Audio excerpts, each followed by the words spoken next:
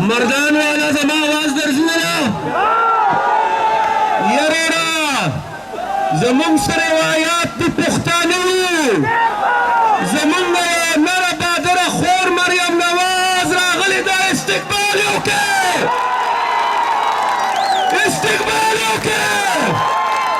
په خیر علي ورته ووایه خو په زور یې ووایه دومره په زور یې ووایه چې په پنیګاله کې ناست هغه ټټو عمران خان یې واوري. نن په مردان سیمه کې د حکومت خلاف پاکستان ډیموکریټک موومنټ یو عظیم الشان ریلی او د هغې نه بعد جلسه وکړلی شوه. په دې موقع سیکورټي سخت انتظامات هم شوي وو او میډیا هم په ګڼ تعداد راغلې وه او کوریج یې ورله ورکو.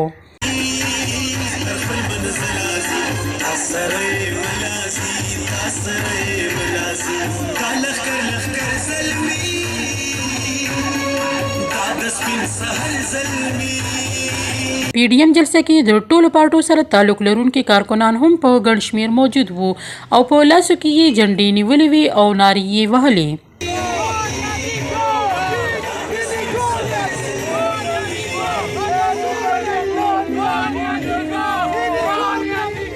په پی ډی ایم جلسه کې مولانا فضل الرحمان، پخوانی وزیر اعلی امیر حیدر خان هوتی، آفتاب شیرپاو، د نون لیگ نائب صدر مریم نواز خطاب وکړو.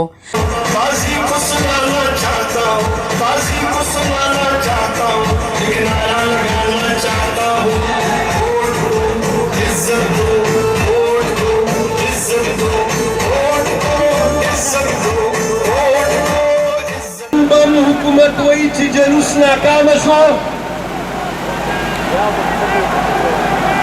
نن مو وایي چې جلوس ناکامه شو. نن مې یو څو دانې کینولې کېږي ته هغې به وي چې د مردان خلکو پی ډي ایم چې کوم دی نو د مردان خلکو پی ډي ایم سره وفا ونه کړه.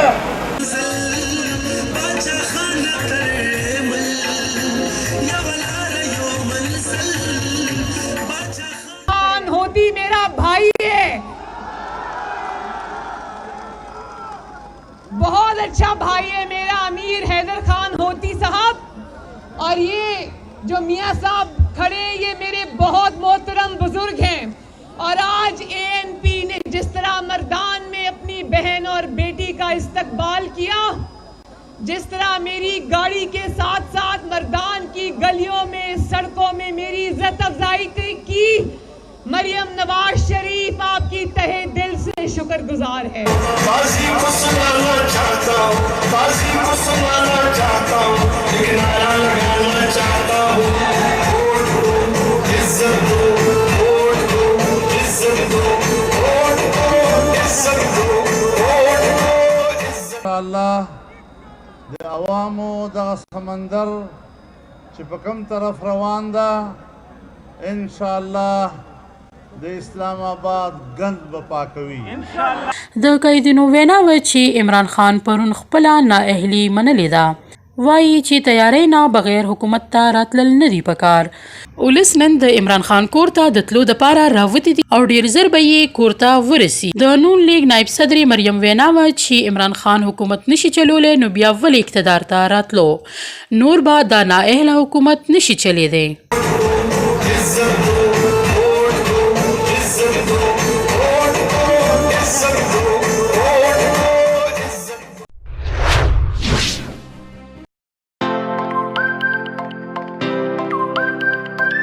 د جلسې د اختتام نه بعد پخوانی وزیر اعلی امیر حیدر خان هوتی د خپل والد محترم اعظم خان هوتی ملګري پخوانی وزیر اعظم نواز شریف سره تعلق او دوستی یاد تازه کولو دپاره د هغوی لور مریم نواز او ورسره مولانا فضل الرحمان او امیر مقام او نور قیدونو ته خپل هوتی هاوس کې دعوت ورکړو او خپل هوتی هاوس ته یې راوبلل.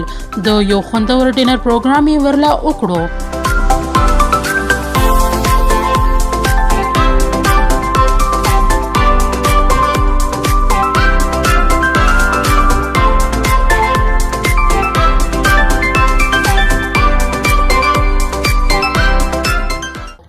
څرګند دی وی چې پخوانی وزیر اعظم نواز شریف ډېرې پیری د پخوانی وفاقي وزیر اعظم خان هوتی په دعوت باندې هوتی هاوس ته دوره کړې ده.